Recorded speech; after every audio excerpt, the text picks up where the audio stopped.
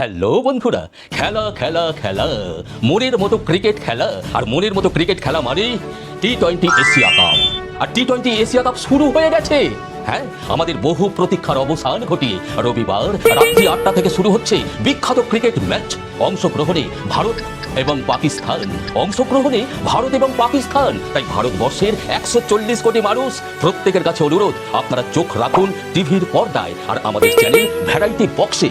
আপনাদেরকে তাজা তাজা খবর দেব। আপনারা নিশ্চয়ই জানেন, মনে রাখবেন, আমাদের ভারতবর্ষের দুই বিখ্যাত অধিনায়ক তারা কিন্তু এই টি-20 এশিয়া কাপে খেলছেন না।